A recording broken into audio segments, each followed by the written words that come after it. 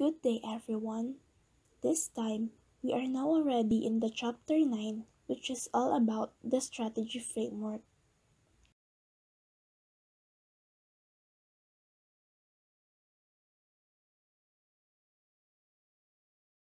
But before our discussion, let us now have the learning outcomes for this chapter. First, understand the beginning of strategy.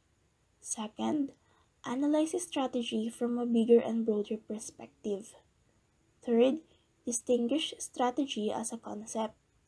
Fourth, explain why strategy is a tool. Fifth, analyze in what ways are people considered as a strategy. Evaluate strategy as both learning and the mindset. And lastly, demonstrate the utility of a balanced scorecard and strategy maps.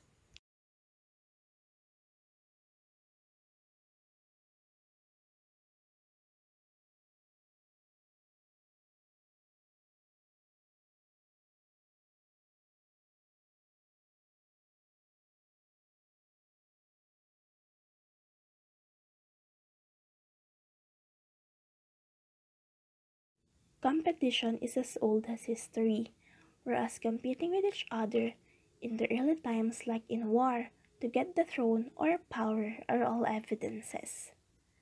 Colonization between countries also portray the spirit of competition.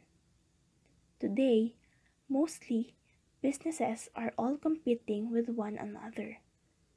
Competition arises whenever at least two parties strive for a common goal which cannot be shared, where one's gain is another's loss. And in order to win, strategies are needed to be on top of every game. In the past, strategies were informal approach used and implemented by an individual, a business, or a government. But then through the years, strategy took a more formal character through individuals who studied its nature, forms, and even its mode of implementation. This time, let us talk about the strategy timeline. The prehistory of strategy was seen early in the person of Sun Tzu, who is a Chinese military general, a philosopher, and strategist who lived in ancient China. His strategies were written in his book, The Art of War, during 400 BC. Another strategist is explicitly portrayed in the book The Prince during 1513 by Niccolo Machiavelli. Later on, during 60s and 70s, strategy started to take a more structured configuration through Alfred Chandler's Strategy and Structure in 1962, Igor Ansov's Corporate Strategy in 1965, and Peter Drucker's The Age of Continuity in 1969. In the 80s and 90s, Michael Porter's competitive strategy became very popular. In fact, even until today, businessmen refer to his strategic ideas. In The Mind of Strategists in 1982, Kenichi Ome concluded that emergent strategy originates not in the mind of the strategist but in the interaction of the organization with the milieu.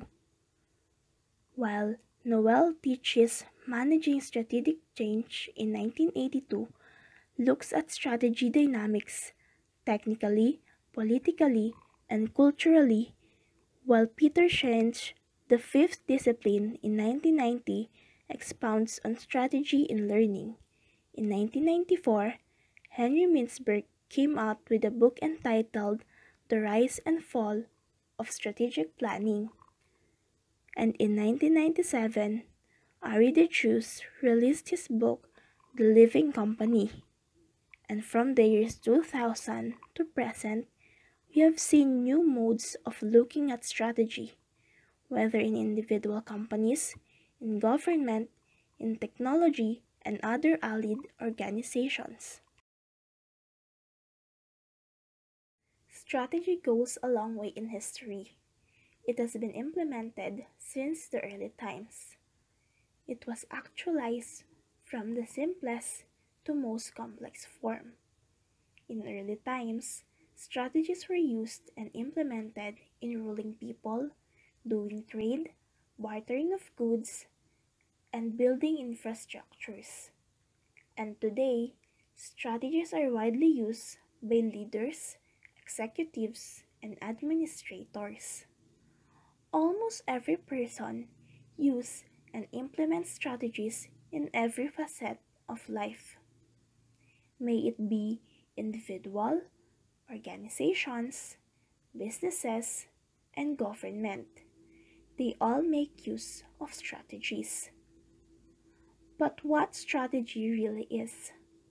Strategies are plans formulated and implemented with the sole purpose of attaining set goals and objectives. Strategy is also referred to as plan to be executed, map to chart, and a path to traverse. It is a policy, an approach, a line of attack, or a tactic. In other words, strategy is a master plan, a game plan, policy, or a plan of action. In this chapter, we will dig deeper into the essence of strategy and how it is considered and treated. Let us discuss the various modes and nuances of strategy. There are three different ways to look at strategy: as a concept, as a tool, and as people. With these perspectives, we can start asking questions. How can considering strategy as a concept contribute to achieving personal and corporate targets? Does implementing strategy as a concept really helps in attaining goals? When is strategy as a tool the best approach to attaining one's aspirations? Does using strategy as a tool will help you in achieving your desire? And lastly, can effective people be strategy itself?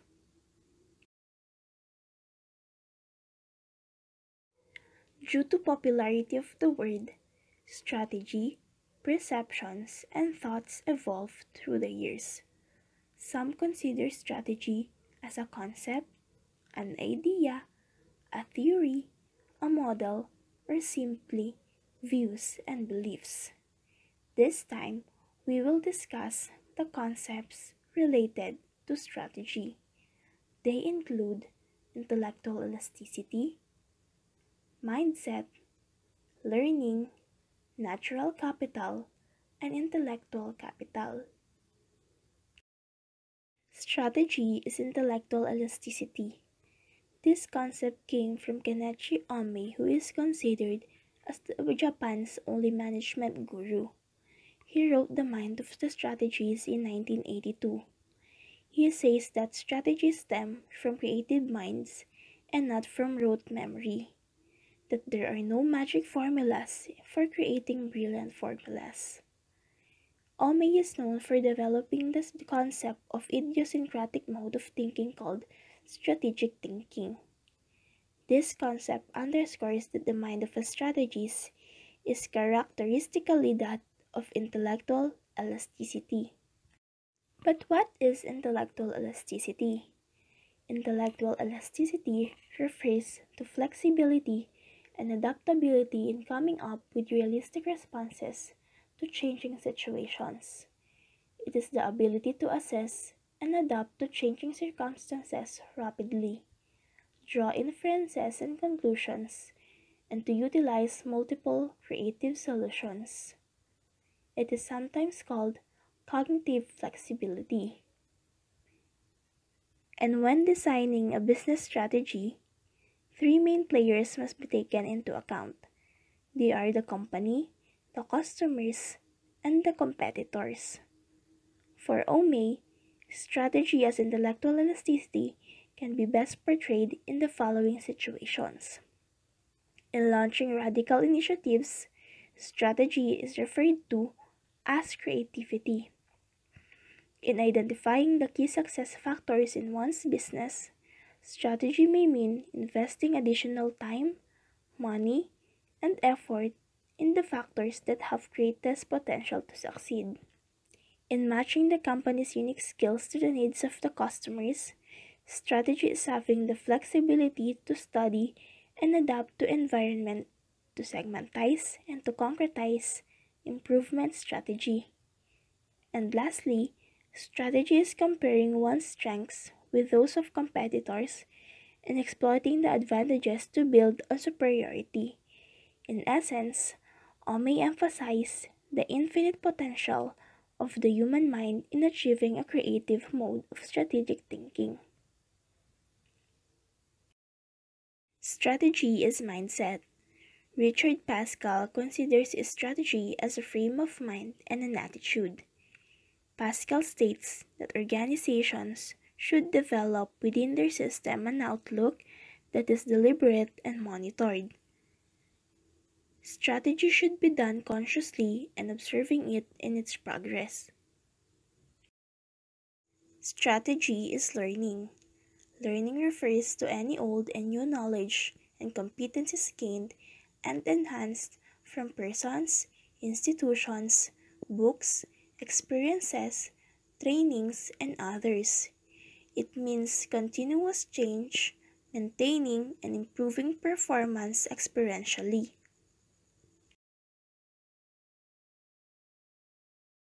There are different forms of learning domains.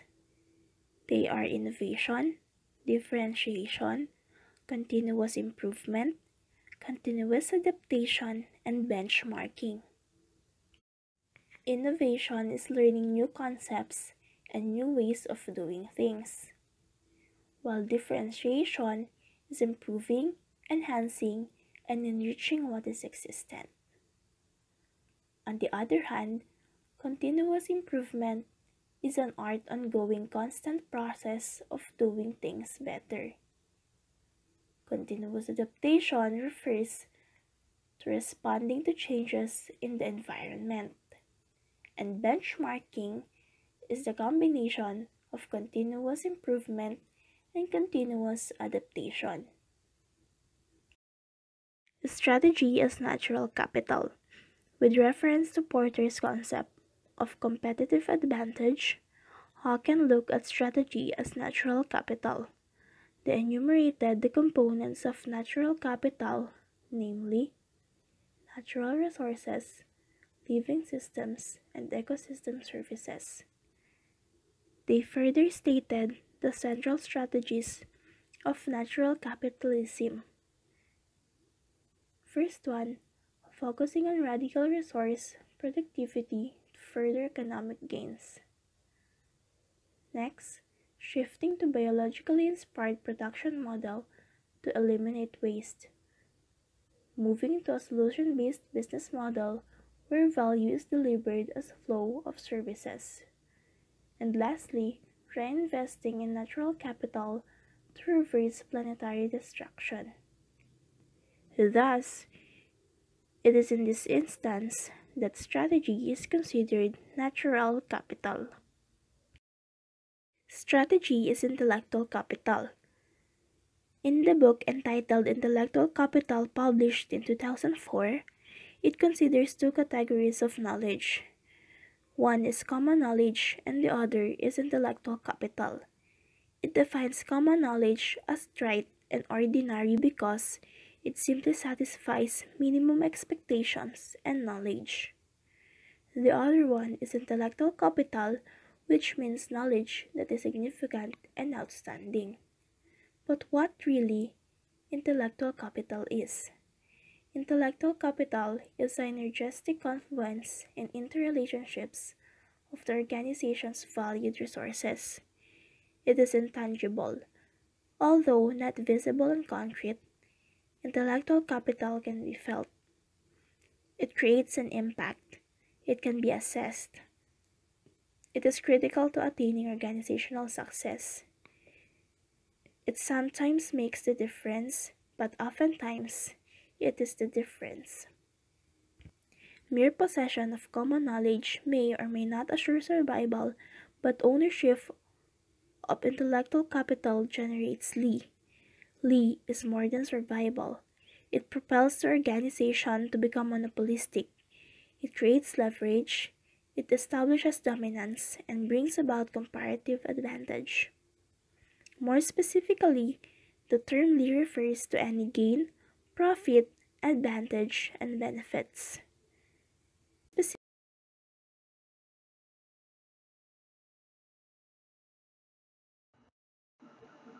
A strategy as a tool refers to mode or approach by which goals can be achieved. A strategy as a process, method, or technique significantly catalyzes organizational growth and success. These strategy tools include information technology and balance scorecard. A strategy as information technology. A potential concept of a strategy as a tool is information technology. Information technology makes work easier, more efficient, and simpler. In the past 30 years, there has been radical development of information technology, and according to Hammer and Champy, changes can be easily achieved through information technology. These changes come in increments. Both authors further laid down the steps to be taken in optimizing technology. Initially, an organization embarks on process improvement. Here, the entire workforce is encouraged to initiate improvements within the company. These modifications are minute enhancements that are limited to particular functions. While this approach brings little change, as every member of the company is involved, it has a unique effect on the work culture. Once process improvement is in place, process redesign follows. The designing of systems goes beyond simply initiating modifications. In light of consumer demands and business profitability, it requires a more serious and detailed review of the course, priorities, and plans of the organization. The demand for information technology is higher here, and the pace of change is high at the same time. In search of process redesign and resistance to change, there are more risks because the need to preserve the status quo is a problem here. And lastly, when process redesign is in place, the organization can pursue business process reengineering. By Hammer and Champy, business process reengineering or BPR is a fundamental rethinking and radical redesign of business processes to achieve drastic improvements in critical contemporary performance measures such as cost, quality service, and speed. It is the act of recreating a core business process with the goal of improving product output, quality, or reducing costs. Typically, it involves the analysis of company workflows, finding processes that are subpart or inefficient, and figuring out ways to get rid of them or change them. The role of technology is marked and relevant here. In the engineering of business processes, outcome requirements are higher, the time for significant redesign to materialize is shorter, and the cost of improvement is twofold. A strategy as a balanced scorecard. A competitive strategy is said to be able to measure efficiency. A strategy as a balanced scorecard. A competitive strategy is said to be able to measure efficiency. It gives real calculation figures to organizations, helping them to prepare and devise ways to achieve their set goals. The balanced scorecard is one of the most recent innovations in success assessment. In their book, The Balanced Scorecard, Robert Kaplan and David Norton introduced the idea of the balanced scorecard as a strategy method.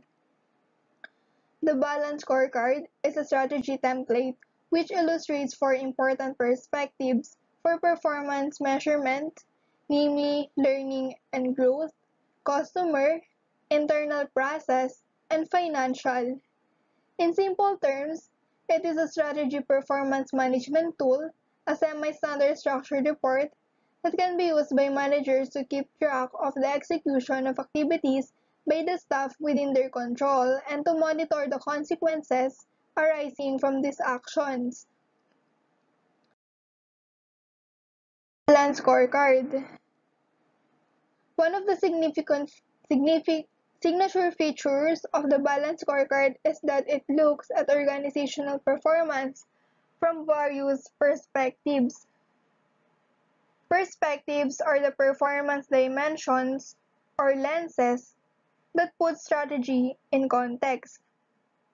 It takes several perspectives, usually four, to understand an organization as a system made up of elements that work together, like the gears in a clock or fine watch.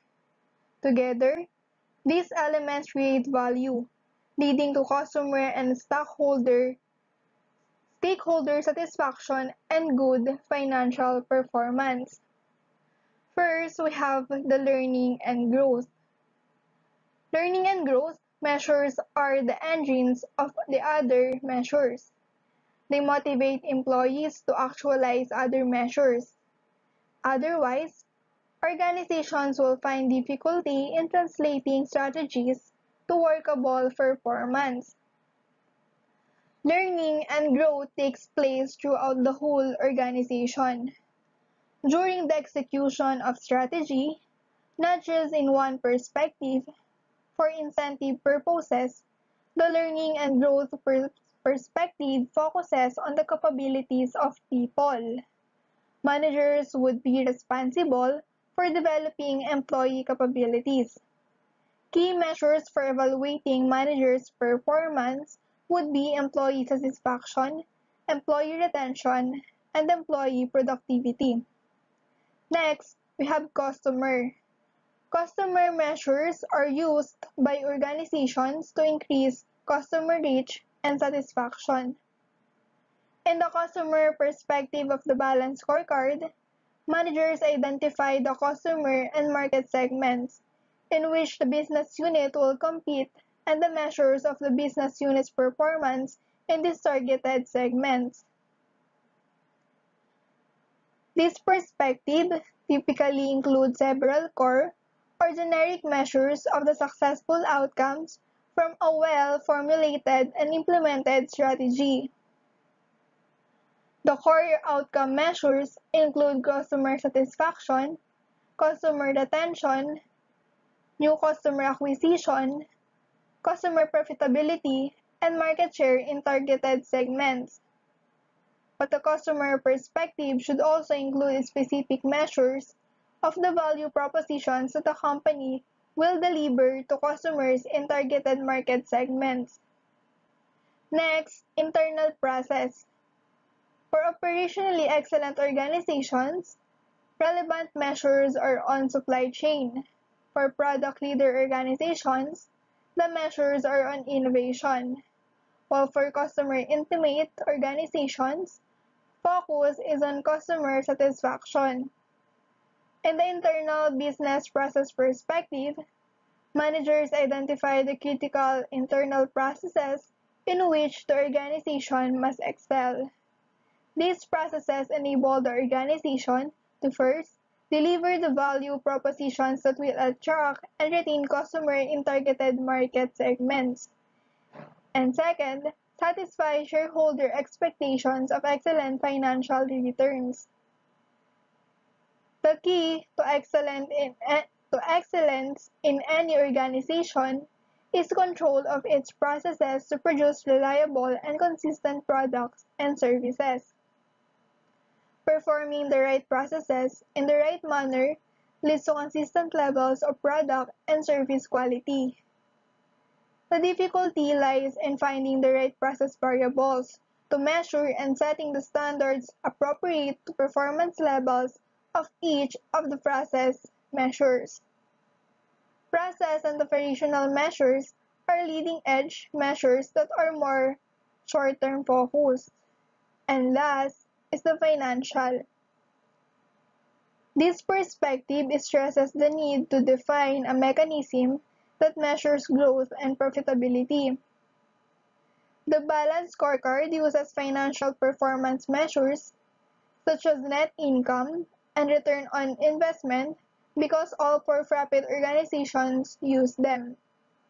Financial performance measures provide a common language for analyzing and comparing companies.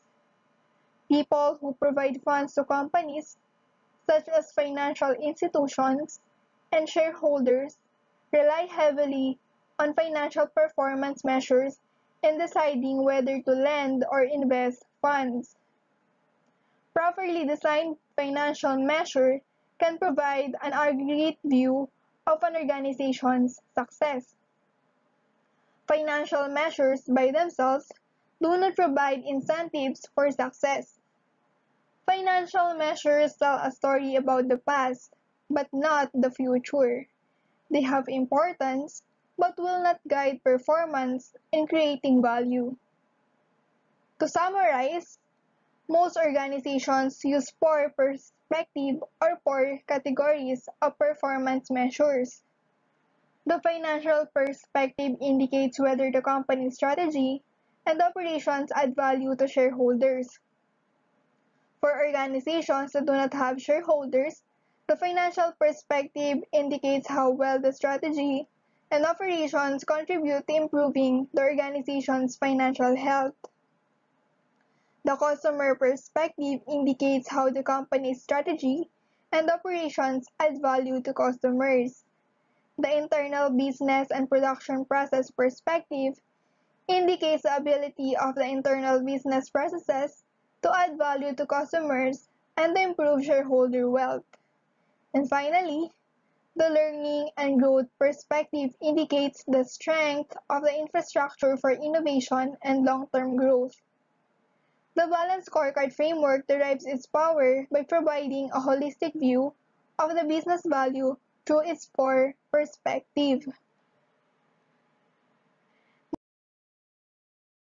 Strategy maps. These are visual tools used in identifying strategic goals, designing strategies, and implementing them.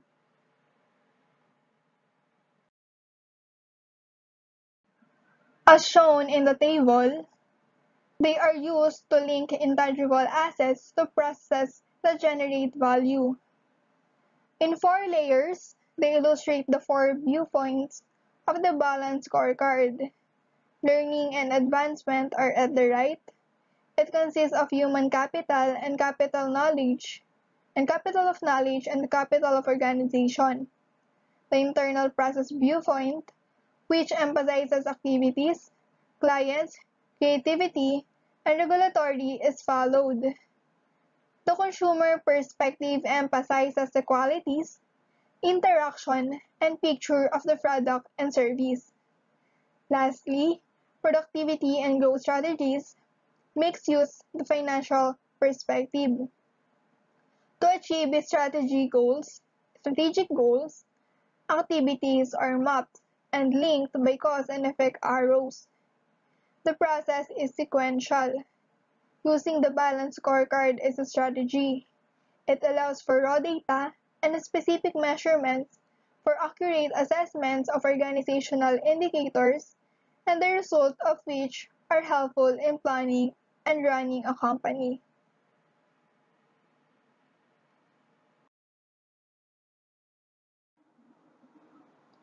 People as strategy. A strategy is both a concept and a tool, but it is also people. People are strategies in themselves. They are someone who have good intellectual capital management, leadership, innovation, and monopoly. They are managers, executives, superiors, subordinates, and everyone who leads, directs, and helps the company towards the achievement of goals. They are personified by policy. Management administers organizations and individuals as a policy. A manager sets goals and organizes and motivates individuals, interacts with his subordinates, monitors productivity and results, and develops individuals. Moreover, the management roles are to manage the organization, holistically manage managers and staff, manage work itself, and represent social responsibility. Efficient people management is considered a strategy in this light.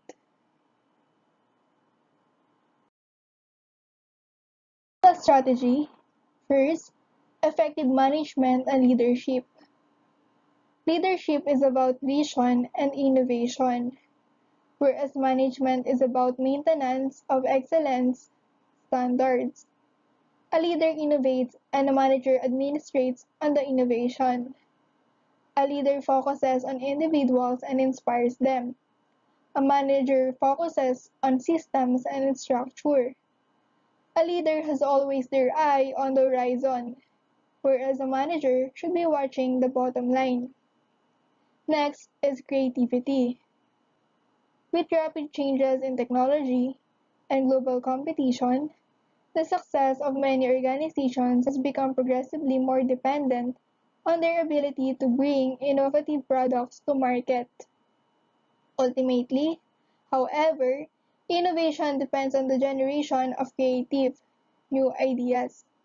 Accordingly, the literature bearing on the nature of creativity is reviewed to identify the conditions that influence innovation. Observations about the nature of creativity are used to draw conclusions about the kind of human resource management strategies that might enhance creativity. It is argued that organizations should consider multiple interventions that take into account the individual, the group, the organization, and the strategic environment when selecting interventions intended to enhance creativity. Last, monopolistic intellectual capital. It is the value of a company or organization's employee knowledge, skills, business training, or any proprietary information that may provide the company with a competitive advantage. Intellectual capital is considered an asset and can broadly be defined as the collection of all informational resources a company has at its disposal that can be used to drive profits, gain new customers, create new products, or otherwise improve the business. It is the sum of employee expertise, organizational processes, and other intangibles that contribute to a company's bottom line. Next, Drucker. He was an Australian-born American management consultant, educator, and author whose writings contributed to the philosophical and practical foundations of the modern business corporation. He has been considered as the guru of all management gurus. He had written 38 books and many articles on management and strategy. He has placed the study and practice of management to a level of great importance. His book, The Practice of He has placed the study and practice of management to a level of great importance. His book, The Practice of Management in 1968, is considered today as the first true management book written where he extensively discussed what management is, its practice, and the role of managers. As examples of individuals who exemplify strategy as both effective management and leadership. Their corporate careers are the best examples of how their being effective managers and leaders have become winning strategies for their organizations. We have Alfred Sloan, Harold Genin, Lee Iacocca, and Jack Welch. So, talk about Alfred Sloan. He was a professional manager. He was well known for his service at General Motors in the 50s and 60s. He spelled out the role of a manager as a leader and a decision maker. He studied management as a discipline and believed that a chief executive should not have friends on jobs. He was the person who told Chrysler, then working for General Motors, to have his own company to compete with Ford. Then now, here are lessons from Alfred Sloan. Management is a profession. Today, they preach it, but do not practice it. The professional should subordinate his own interests to those of the clients. Professionals do not make decisions by opinions and preferences, but should be according to facts. The job of a professional manager is not to like people, not to change people. It is only performance that matters.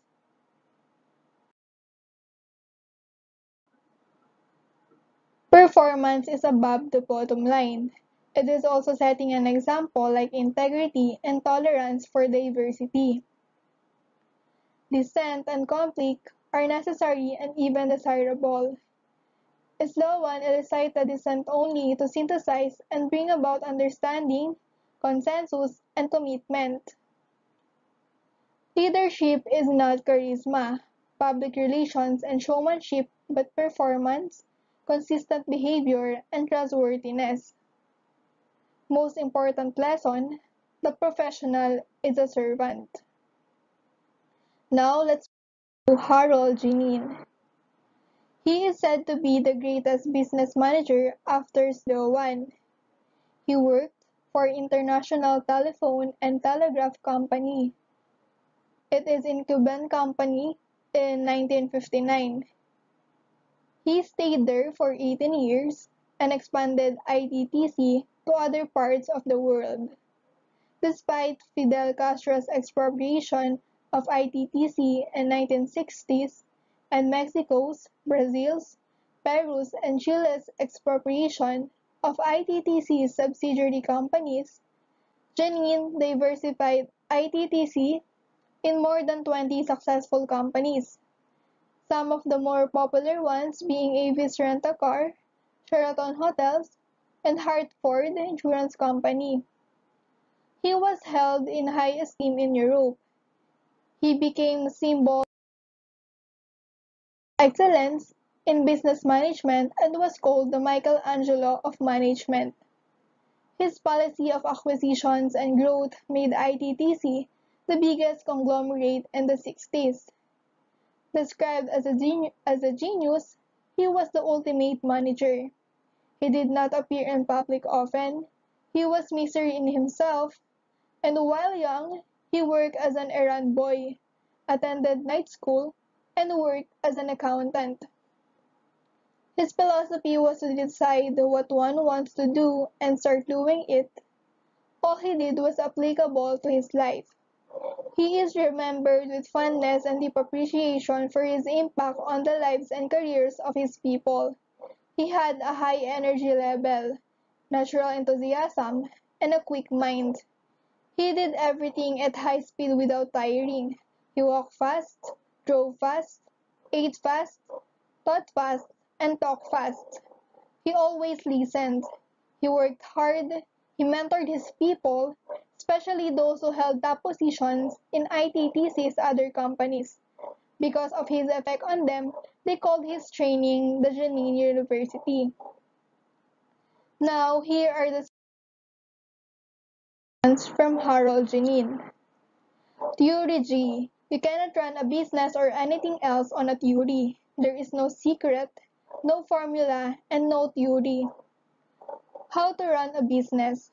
You read a book from the beginning to the end. You run a business the opposite way. Start with the end and do everything you must to reach it. Experience and cash. Everyone is paid in two coins, cash and experience. Take the experience first and the cash will come later. Two organizational structures. Every company has two organizational structures. The formal one is written on the charts, the other is manifested on the everyday living relationship of the men and women in the organization. Management must manage. Leadership cannot be taught, it can only be learned.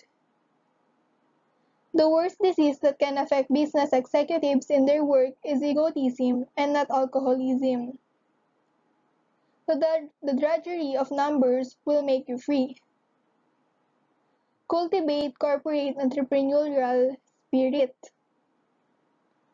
There is a need for a free and independent board of directors. And last, the key element in good business management is emotional attitude. Lee Iacocca is one of the most widely read biographies in management and leadership. Noong bata pa siya, nag-aral siya ng mechanical engineering, but he eventually shifted to industrial engineering. Then he took up business courses like management and accounting. He worked for Henry Ford, and one of his best products was Mustang. Pero pinaalis siya ni Ford kasi natatakot siyang baka i-take over ni Iacocca yung company niya. So, when he left Ford, may isang car company na nag-offer sa kanya ng trabaho, which is yung Chrysler. Then, tinanggap niya yon, but he did not know that it was on the brink of bankruptcy. So, forced into a difficult situation, he stayed on Ford. He implemented drastic measures and asked for government support. Then he made Chrysler great again. Iacocca had wonderful administrative ideas that are actually workable. He also had competitive strategies. Worth noting are the following. Customers are very important. So after 30 days, tatawagan niya yung mga customer niya and he will ask how his friends thought about the car he purchased. So generally, walang mag-a-admit na nagkaroon siya ng mistake sa kanyang purchase. Because decisions were not completely 100% based on facts. So minsan, nagbabase lang sa experience or intuition. Also, time is of the essence in making decisions. Then Iacocca conducted a management system, a quarterly review system. It is self-regulating. It gives time for the individual to manage his strategies, to make his executives accountable to themselves, and to remind each manager not to lose sight of his goals. Moreover, this routine allows a person to be his own boss and set his own goals, makes him more productive and motivated on his own, and helps new ideas to rise to the top. These are some strategy lessons from Lee Iacocca. Jack Welch. He was an Irish chemical engineer with a PhD in chemical engineering from the University of Illinois. He succeeded Reginald Jones as CEO of General Electric. Isa lang siyang average individual, characteristically outspoken, cocky, loud, and abrasive. Isa siyang hard-working person, and when he was young, he did varied small jobs to earn money. So, naging successful siya by creating an atmosphere of informality of a typical corner neighborhood. He created family atmosphere where the wives of the employees were included in the fun after their meetings. So, yun yung dahilan kung bakit siya naging successful. Nag-create din siya ng learning enterprise. He said that there is no gospel on management, just a philosophy. He then further stated that business is primarily smell, feel, and touch. So when he became the CEO of General Electric, he had to fix several organizational realities. So first, he saw that GE had too many organizational layers. So, ang ginawa niya, nag-create siya ng flat management. Tinanggal niya yung ibang positions na hindi na kailangan. Second, he dealt with the reality of superficial congeniality, or an environment where the people in the company were pleasant on the surface, but were in fact distrustful and with savagery boiling beneath it. Then third, he challenged his members to action. He created a vision that is to be the number one or number two, to be the leanest and lowest in cost, and to be a worldwide producer of quality goods and services. It was a hard requirement. He coupled this vision with quality, excellence, and the human element. Thus, he propagated the strategy fix it, sell it, or close it. So, in other words, if his small business units were not number one or two, these businesses had to be sold or closed down. Fourth, he called General Electric the people factory, where he created the vitality curve. This curve is like the normal curve where the employees were classified into A, the top 20, B, the vital 70, and C, the bottom 10. The A people possess the 4 E's of GE leadership: high energy levels, ability to energize others around common goals, the edge to make tough yes and no decisions, and the ability to consistently execute and deliver on their promises. All this needed passion. The B's are passion and heart of the company. The C's are those who cannot have the work done. The people were ranked and ultimately the C's were removed. Then lastly, he pursued 4 major initiatives: globalization and collaborating in Japan, engaging in services of their products, adopting Six Sigma, and pursuing e-business.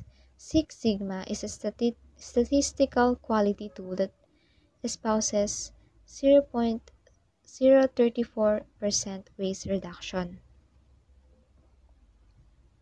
So, as a proof of his successful management and leadership, Generic Electric was one of the few companies that are built to last. Nakikita yon sa maraming management books. So the continued existence of GE is a living proof of strategy as exhibited in management and exemplified in leadership. So when Jack Welch retired in 2001, the market value of Generic Electric was $280 billion compared to $12 billion when he came in 1981. Also, Warren Buffett referred to Jack Welch as Tiger Woods of management. Strategy is creativity. So today, ang challenge ng mga organization is creativity, or magkaroon ng mga tao na may unique attributes katulad ng inspiration that motivates people, originality that innovates products, process, and plans, imagination or a mind's eye that generate bright ideas, ingenuity that is markedly resourceful, initiative that is focused and self-driven, expertise that is highly competent, and foresight that is strategic and prudent. So people with these qualities propel their organizations to reach higher and broader perspectives. They create a pulsating environment of accomplishment and pride in the organization. As Ome quoted, the mind of a strategist is creativity. Geoffrey Moore, in his book Crossing the Chasm, states that organizations are given opportunities to be creative in the context of the environment. May dinagdag pa siya, said that there is a gap between the early adopters or visionaries and the early majority or pragmatists of a product. Successfully exploring those differences or addressing the gap means being able to cross the chasm and achieving the chance to become big and profitable. In short, opportunities are around. It is the creative mind that wins. Creativity is strategy, and strategy is creativity. Strategy is monopolistic intellectual capital. It is a competitive advantage that is created by organizations to be in the forefront of any business and industry. When this intellectual capital is monopolistic, one of a kind, or the only one, then it is a unique strategy. Please refer to Chapter 7 for a thorough discussion of intellectual property ownership. In summary, strategy as a concept carries varied ideas, and inherent strategy is a central idea. So these core concepts determine the manner of manifesting or actualizing strategy. When strategy is intellectual elasticity, strategy is essentially an attitude that of continuously adapting to the dynamic milieu. Next, when strategy is a mindset, it is the past, present, and future.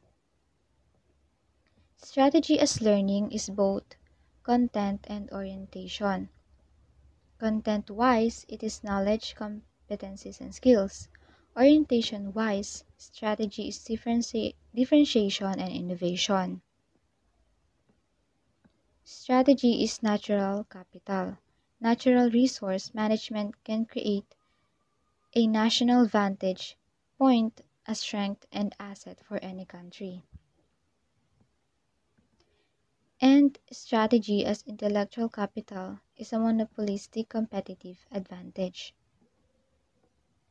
Strategy as a tool is clearly demonstrated in information technology. While other organizations are still traditional and conservative, some have adopted computer-aided design and computer-integrated manufacturing to produce better products and services at the shortest possible time. Hence, competitiveness is largely enhanced. Strategy is measurement. The balanced scorecard is an appropriate mode of measuring performance in the aspects of financial indicators, customer variables, learning and growth in the organization, and internal processes. People are likewise strategy. We saw how chief executive officers or CEO ran their organization strategically. Similarly, their creativity pushed their companies to come up with unique products, services, and ways of handling sales and relationships. And monopolistic intellectual capital strategy is best personified by people. Therefore, we can come up that strategy is multifaceted, strategy is many-sided, or maraming pwedeng gawing definition ng strategy, iba-ibang aspects. May concept, may tool, may people. Concept that propels an organization to make dramatic accomplishments. A tool that moves a company ahead of others. And the people who stretch the organization to reach its level of optimality and success.